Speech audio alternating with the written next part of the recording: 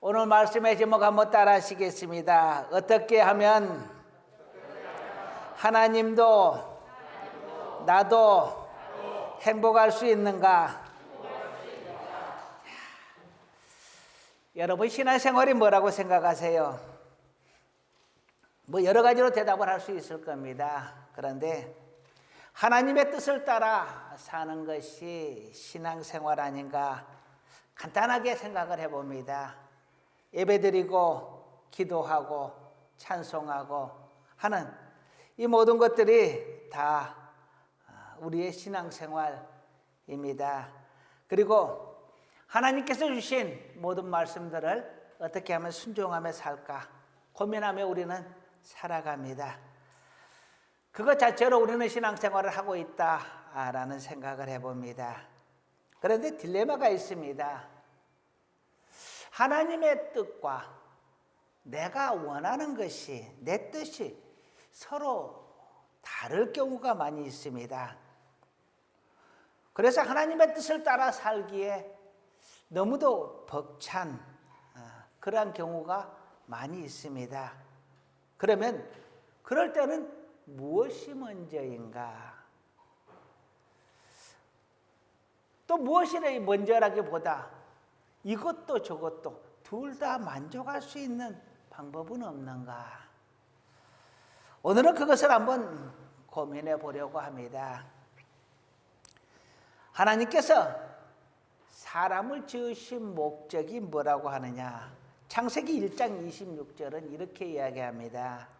하나님이 이르시되 우리의 형상을 따라 우리의 모양대로 우리가 사람을 만들고 그들로 바다의 물고기와 하늘의 새와 가축과 온 땅과 땅에 기는 모든 것을 다스리게 하자 하시고, 사람을 지은 목적이 무엇이냐 하면 하나님께서 만든 모든 창조물들을 다스리게 하자.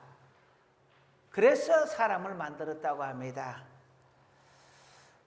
사람을 만들 때 하나님의 형상대로 만들었다라고 합니다. 하나님의 대리인으로 하나님께서 만드신 이 세상 만물들을 다스리는 존재로 하나님은 사람을 만들었습니다. 하나님께서 우리를 만드신 목적대로 하나님은 우리를 축복하셨고 우리는 그 축복에 따라 이 세상을 지배하며 다스리며 살고 있는 것입니다. 그러면 하나님께서 당신의 백성을 부르시는, 당신의 백성을 지으신 목적이 무엇이냐? 이사야서는 이렇게 말을 하고 있습니다. 이사야서 43장 21절입니다. 이 백성은 내가 나를 위하여 지었나니 나를 찬송하게 하려 함이니라. 할렐루야. 하나님의 백성을 지으시고 하나님의 백성을 부르신 목적이, 하나님의 백성을 만드신 목적이 무엇이냐? 하나님을 찬송하게 하기 위하여. 그런데 이것은 누구를 위함이냐? 나를 위함이다 라고 합니다. 나는 누구냐? 하나님이죠. 하나님을 위하여 사람을 부르셔서 당신의 백성을 삼으시고 그들로 하나님을 찬양하게 하셨다라는 것입니다. 그러니까 성도의 부르신 목적은 하나님을 찬양케 하기 위해서 부르셨다라는 것입니다. 우리가 이 땅에서 이 땅을 정복하고 다스리고 지배하며 사는 것은 하나님의 보편적인 축복입니다. 모든 사람이 다 누리는 축복이죠. 그러나 성도는 특별하게 그 중에서도 하나님을 찬양하는 자로 하나님께서 세우셨습니다. 이것은 성도의 특권이요 축복인 것입니다. 사람이 사는 목적을 우리는 가끔 생각해 보게 됩니다. 성경적으로 보게 되면은 교리라고 해야 되겠죠. 교리적으로 보게 되면은 하나님의 영광을 위하여 산다. 하나님의 영광을 위하여 살아야 된다라고 말씀을 합니다. 고린도전서 10장 31절에 이 말씀이 있습니다. 그런즉 너희가 먹든지 마시든지 무엇을 하든지 다 하나님의 영광을 위하여 하라. 하나님의 영광을 위하여. 이것이 우리 교리의 특징입니다. 사람이 사는 목적은 하나님의 영광을 위하여 살아야 한다라는 것입니다. 이것은 교리적으로 성경적으로 우리에게 주시는 하나님의 말씀이고요. 그러면 보통 사람들은 무엇을 위하여 삽니까? 행복해지기 위하여 삽니다. 행복을 위하여 삽니다. 어떻게 하면 행복할까 고민하면서 살아갑니다. 그런데 이 행복을 위하여 사는데 하나님의 말씀과 내 뜻이 서로 맞지 않으면 무엇이 먼저여야 하고 어느 것이 행복을 위한 길인가?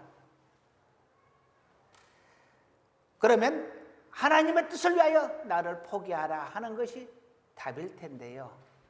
그런데 우리의 욕심은 그것이 아닙니다. 내 뜻도 만족하고 하나님 뜻도 만족했으면 좋겠습니다. 다시 말하면 나도 행복하고 하나님도 행복했으면 좋겠어요. 어떻게 하면 하나님도 나도 만족할 수 있는가?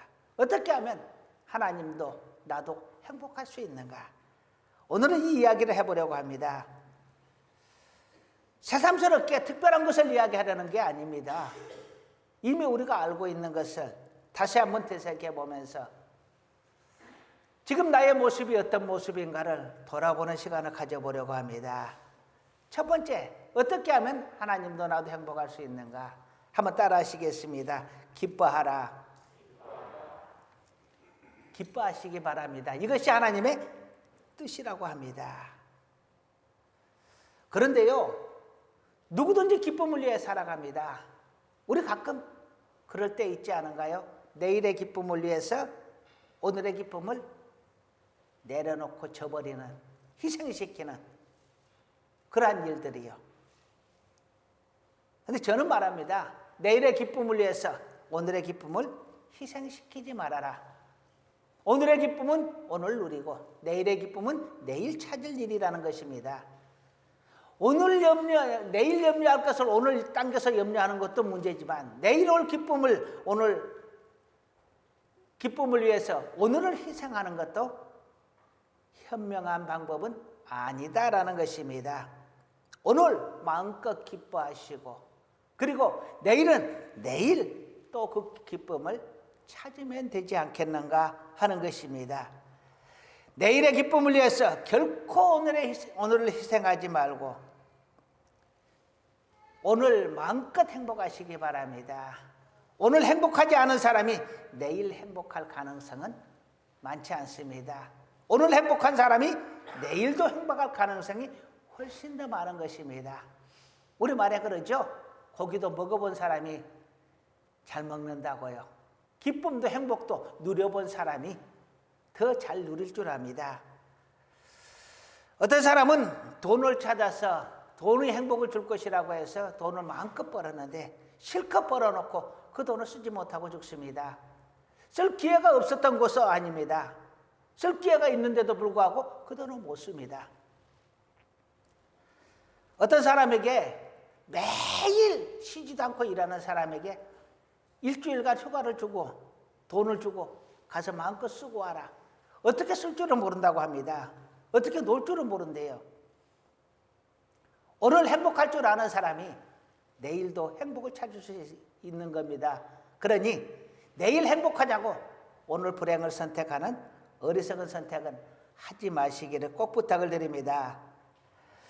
그리고 또 하나는 내일의 큰 기쁨을 위해서 오늘의 작은 기쁨들을 희생시키지 말라는 것입니다. 저는 그런 것 같아요. 한번 크게 행복한 것보다 작은 일로 여러 번 행복한 것이 훨씬 행복한 것이다 라는 생각을 합니다. 우리가 소액황이라고 하죠. 작은 일을, 작은 행복을 위해서 이렇게 여러 가지 일들을 하는 그것이 오히려 더 행복한 삶을 사는 모습이지 않겠는가 생각을 해봅니다. 오늘 작은 행복들을 마음껏 누리시고 이 행복이 쌓여서 큰 행복을 이루는 것이 한꺼번에 큰 행복을 맞겠다라는 것보다 훨씬 더 현실적이고 훨씬 더 지혜로운 모습인 것 같습니다. 한 번에 큰 행복을 위하여 오늘 작은 행복들을 희생 강요하지 마시기를 당부 말씀드립니다. 그리고 기뻐하라고 했습니다. 기뻐하라는 명령이죠.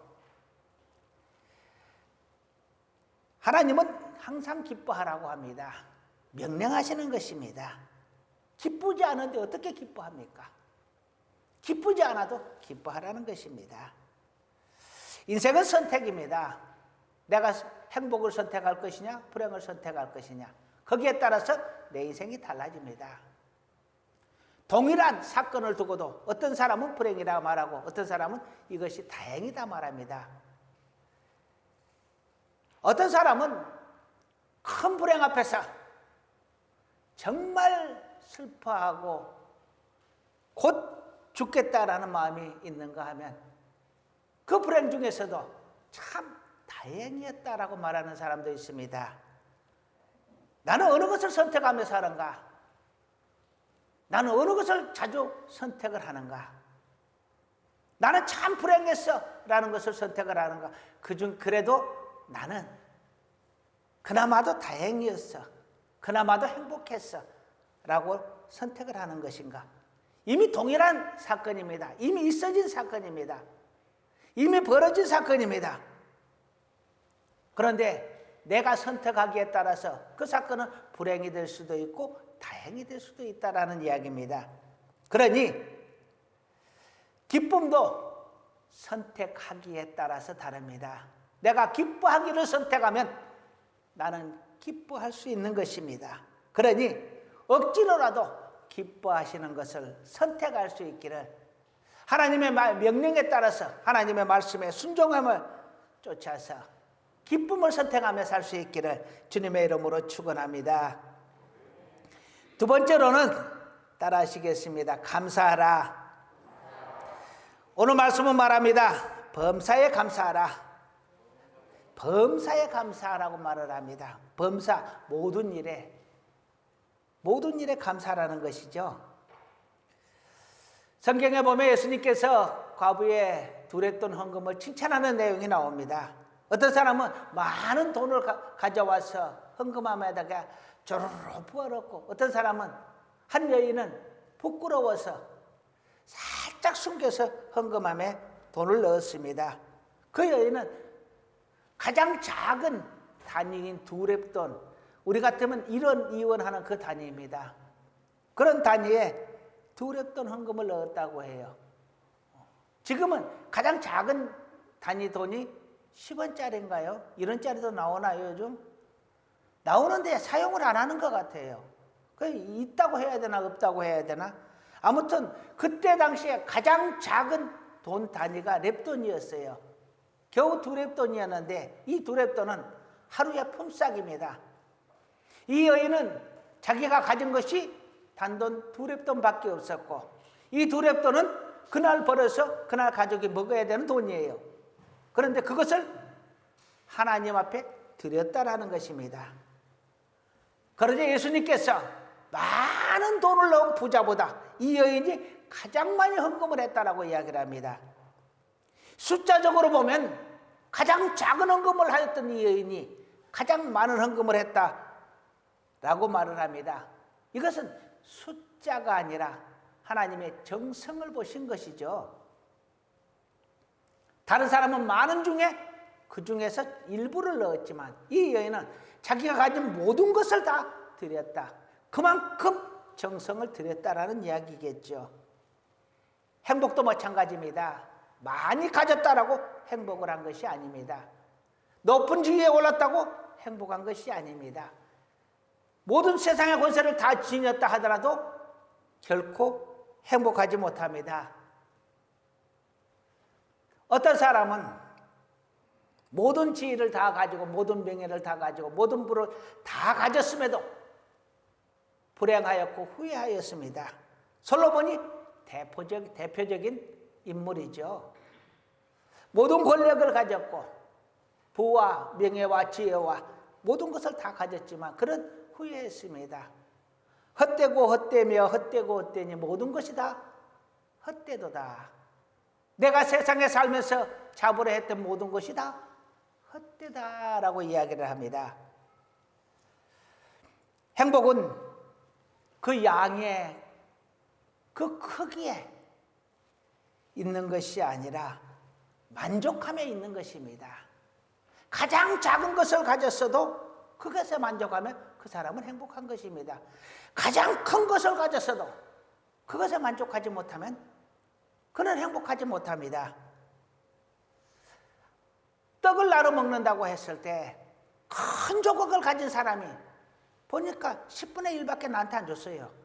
그러니 불만이 가득합니다. 그 사람이 행복하겠어요? 행복할 수가 없지요. 그런데 단 한 조각, 조그만 조각 하나를 얻었는데도 이것도 어디냐? 이것만으로도 감사하다 하는 사람은 행복할 겁니다. 행복은 그런 겁니다. 얼마나 가졌냐에 따라서 행복한 것이 아니라 얼마나 만족하느냐에 따라서 행복한 겁니다. 행복은 모든 조건을 뛰어넘어서 행복할 수 있는 것입니다. 감사는 작은 것을 가졌어도, 작은 행복을 가졌어도 큰 행복을 만들어낼 수 있는 뻥튀기 기계와 같은 그러한 것입니다. 감사하는 자가 가장 행복한 것입니다. 어떤 것보다도 우리는 먼저 감사해야 될 이유가 여기에 있는 것입니다. 모든 일에 감사하라는 것은 모든 일로 행복하라고 하는 것입니다. 그러니 행복해서 감사하다, 이것이 아니라 감사함으로 행복해지는 방법을 선택하라는 것이죠. 감사는 감사를 불러오는 마중물과 같다라는 이야기를 합니다. 마중물은 무엇이냐면 옛날에 우리 펌프 있지요. 펌프를 보면은 이게 압력이 탁 채워져야 밑에 있는 물이 뿜어져 올라옵니다. 그래서 이 압력을 채우기 위해 물을 붓는데요. 그 물을 마중물이라고 합니다.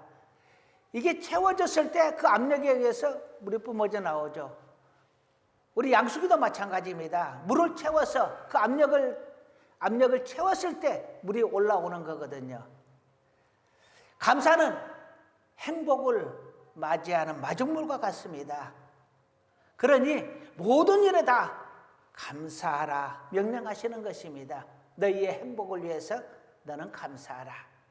이것이 예수 그리스도 안에서 너희를 향한 하나님의 뜻이다.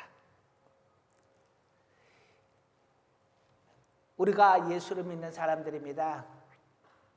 그런데 우리가 늘 불행하다 하면 우리는 뭔가 예수를 잘못 믿고 있는 것이죠. 예수님을 우리에게 보내주신 뜻은 우리가 행복하기를 원하시는 하나님의 뜻이 있습니다. 그러니 예수 믿는 우리는 행복해야 합니다. 그 어떤 조건, 그것을 뛰어넘어서 감사하며 행복하는 것이, 그것이 하나님께서 우리에게 원하시는 것이요, 그것이 예수 그리스도를 통해서 우리에게 주시는 하나님의 축복인 것입니다. 이 감사는 우리를 행복하게 하지만 우리를 불행에서 막아주는 철저한 방패와 같습니다. 마귀는 우리를 불행하게 하는 존재입니다. 어떻게 하면 우리를 불행하게 할까? 어떻게 하면 우리를 하나님에게서 띄어놓을까? 이 생각을 하고 이것을 위하여 존재하는 악한 존재들입니다. 그런데 마귀도 절대로 섬기지 못하는 사람이 있습니다. 그 사람은 모든 일에 감사하는 사람입니다. 어떤 불행을 줘도 하나님 감사합니다. 하나님께 영광을 돌려버립니다. 불행을 감사로 승화시켜버립니다. 고난도 감사로 승화시켜버립니다. 어떤 사고가 나도, 자동차 사고가 났는데도, 차가 부서져서 폐차를 했는데도 하나님 감사합니다. 이 말하기 얼마나 다행입니까? 하나님 감사합니다. 차는 이렇게 폐차가 됐는데 내 몸은 아주 성성하게 지켜주셔서 감사합니다. 어떤 사건도, 어떠한 고난도 그 사람을 불행하게 만들 수 없는 겁니다. 그러니 마귀가 이 사람을 상대로 어떻게 싸우겠어요? 가장 무서워하는 사람은 바로 감사하는 사람입니다. 이 감사하는 사람은 어떤 불행도 막을 수 있고 어떤 행복도 다 가질 수 있는 사람입니다. 모든 일에 감사할 수 있기를 주님의 이름으로 축원합니다. 세 번째로 따라 하시겠습니다. 비교하지 말라. 이 비교는 마귀가 가진 최고의 무기입니다. 마귀의 속성은 앞서도 이야기했듯이 사람을 불행하게 하고 하나님과 멀어지게 만드는 것입니다. 하나님을 회방하고 사람을 불행하게 하는 것, 그것이 마귀의 속성이요 마귀의 목적입니다. 비교의식은 마귀가 오래전부터 사용하였고 지금까지도 앞으로도 사용될 최고의 무기입니다. 우리의 마음속에 비교의식만 넣어주면 우리는 무조건 불행해집니다. 하와가 마귀의 유혹에 넘어졌는데 그때도 비교의식을 사용합니다. 너도 하나님같이 될 수 있어. 하나님과 하와를 비교시킨 겁니다. 최악의 비교는 사람과 사람을 비교하는 것도 악하고 나쁘지만 최악의 비교는 하나님과 우리를 비교하는 것입니다. 하나님과 비교하여 하나님께 질투를 느끼고 하나님까지 되고자 하는 욕심을 심어주는 것입니다. 여기에 하와는 넘어진 겁니다. 최악의 비교는 하나님과 사람을 비교하는 것입니다.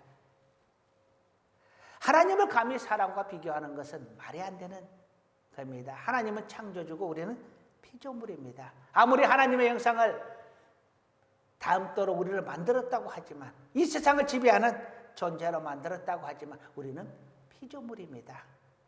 하나님 모양으로 하나님의 형상으로 하나님의 심성으로 우리를 만들었다고 해서 우리가 하나님인 것은 아닙니다. 그러니 하나님과 우리를 비교하는 것은 말이 안 되는 것이죠. 하나님과 사람을 비교해서 하나님과 부처님 중에 누가 더 뛰어난 사람이냐, 이딴 비교를 해서는 안 된다라는 이야기는 있을 수가 없는 얘기예요. 하와는 이 비교의식에 넘어진 것입니다. 인간의 첫 살인도 가인이 동생 아벨을 살해한 것도 바로 이 비교의식 때문입니다. 똑같이 제사를 드렸는데 하나님께서 아벨의 제사는 받으시고 가인의 제사는 받지 않았습니다. 그러니까 가인이 아벨과 비교를 해서 내가 무시당한다 생각하니까 오히려 아벨에게 질투를 느껴서 가인이 아벨을 돌로 쳐 죽인 것입니다. 비교의식이 점점 발전해서 살인이 된 것입니다. 비교는 악의 씨앗이라고 할 수 있습니다. 무엇이든지 비교해서 잘나면 우월감을 가지고 교만해지고 내가 못났다 싶으면 열등감을 가지고 좌절하게 되어 있습니다. 이 비교의식이 나를 망친다라는 것입니다. 어떤 비교의식도 이 비교의식이라는 이 꽃은 반드시 악한 열매를 맺을 수밖에 없습니다.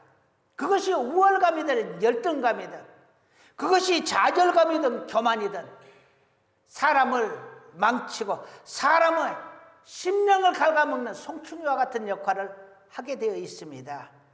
사람의 인성을 갉아먹고 결국에 가서는 그 사람의 인생을 갉아먹는 송충이 같은 것이 바로 이 비교의식이라는 것입니다. 이 비교의식은 악의 씨앗이요 인생을 갉아먹는 송충이 같습니다. 절대로 이 비교의식에 점령당하지 마시고 이 비교의식이 내 안에 들어올 때 예수의 이름으로 단번에 물리치시기 바랍니다. 나사렛 예수의 이름으로 명하노니 내게서 떠나갈지어다. 악한 생각이여 내게서 떠나갈지어다. 우리의 마음속에는 이 악한 생각이 선한 생각과 늘 싸우고 있습니다. 선한 생각이 이기면 나는 거룩한 모습으로 살게 되고 악한 생각이 이기면 나는 죄된 모습으로 살게 됩니다. 우리는 이 선한 싸움에서 선한 편, 하나님의 편, 의의 편에 설 수 있기를 주님의 이름으로 축원합니다. 마지막으로 네 번째 따라하시겠습니다. 예수를 믿으라. 우리는 세 가지의 이야기를 했습니다. 하나님도 기뻐하고 나도 기뻐할 수 있는 것. 첫 번째, 기뻐해라. 두 번째, 감사해라. 세 번째, 비교하지 말아라. 이제 마지막 네 번째, 예수를 믿으라는 것입니다. 인생의 성패 기준은 맨 마지막에 우리가 이 세상 떠날 때에 주님께서, 아니면 이 세상에 주님께서 다시 재림하였을 때 주님 앞에서 심판받는 그것으로 우리의 인생의 성패는 정하여집니다. 그때 천국을 심판받으면 우리는 인생에 성공한 사람이고, 너는 지옥이다 라고 하면 우리는 인생에 실패한 사람입니다. 어떤 것을 가졌어도, 어떤 것을 누렸어도 지옥 가는 인생은 실패한 인생입니다. 우리는 천국을 소망하고 천국 갈 것을 믿습니다. 우리 사랑하는 성도님들 모두 천국 가시기를 원하시죠? 천국 가실 줄로 믿습니다. 성공한 인생 될 수 있기를 주님의 이름으로 축원합니다. 우리는 행복을 쫓아갑니다. 그 행복의 마침표가 무엇이냐? 바로 천국입니다. 천국이라는 도장이 꽝 찍어졌을 때 내 인생은 최종적으로 행복하게 되는 것입니다. 모든 삶이 합력하여 선이 되는 놀라운 역사가 일어나게 됩니다. 아무리 선한 것들을 많이 모아놨는데 그가 결국 지옥하고 낙인 찍혀버리면 그는 그 모든 선한 것이 다 불행이 되어버리는 것입니다. 그러니 우리는 합력하여 선을 이루고 우리의 모든 삶이 합력하여 천국이 되는 그 놀라운 인생 역전의 역사가 있기를 주님의 이름으로 축원합니다. 이 천국 가는 기차의 기차표는 오직 예수밖에 없다라고 성경은 말합니다. 오직 예수. 그래서 오직 예수라고 말을 합니다.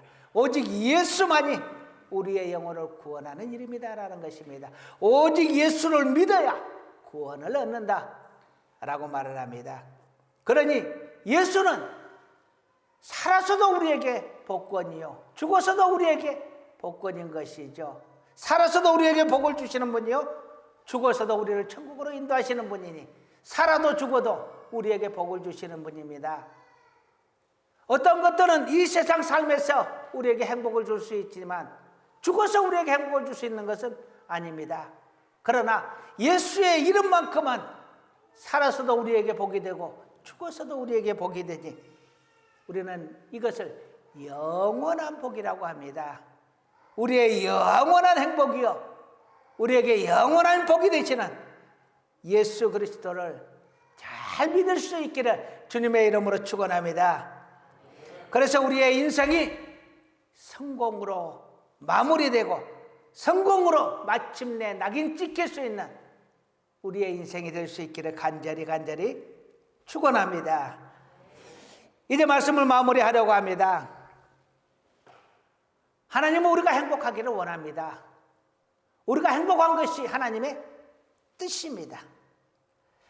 예레미야서 29장 11절 말씀을 한번 찾아서 읽어보겠습니다. 예레미야서 29장 11절.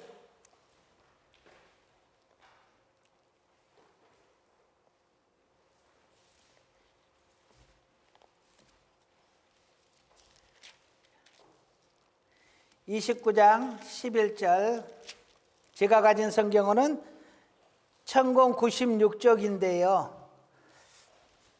구약성경 천공 96쪽 29장 11절입니다. 다 찾으셨으면 아멘 하시기 바랍니다.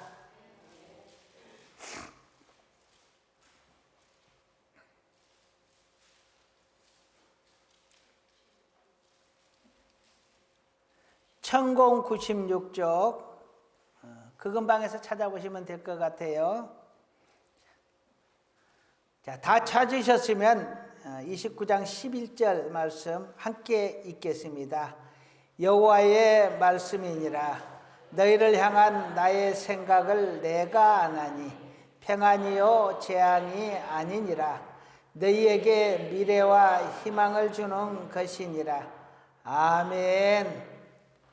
하나님의 생각은 우리가 고난당하는 것이 아니라, 재앙당하는 것이 아니라 우리가 평안하고 행복하기를 원하신다라는 것입니다. 할렐루야. 우리 성도는 그래서 당연히 행복할 권리가 있는 것이요, 당연히 행복해야 됩니다. 이것이 하나님의 뜻이요, 예수 그리스도를 통한 하나님의 뜻이 여기에 있기 때문입니다. 성도는 당연히 행복해야 됩니다. 그런데 어떻게 하면 하나님도 행복하고 우리도 행복할 것인가? 오늘 4가지를 말씀했습니다. 첫 번째는 기뻐하라. 자, 따라 하시겠습니다. 기뻐하라. 두 번째로는 감사하라. 세 번째, 비교하지 말라. 네 번째, 마지막으로 예수를 믿으라. 이러면 하나님도 행복해 하시고 우리도 행복할 수 있습니다. 예수님 한 분으로 만족하며 산다는 것은 가장 작은 것으로 오직 한 가지로 행복할 수 있는 비결입니다. 이 땅에서도 천국에서도 우리를 행복해 하고 우리의 복이 되시는 분은 바로 예수 그리스도입니다. 우리는 예수 그리스도를 가슴에 품은 자들입니다. 그러니 우리는 행복해질 수 있고 행복해야만 하고 반드시 행복해질 하나님의 사람들이라는 것을 꼭 잊지 마시고 내 가슴에 품은 예수를 절대로 놓지 말고 끝까지 가슴에 품고 함께 동행하는 우리 모두가 되기를 간절히 축원합니다.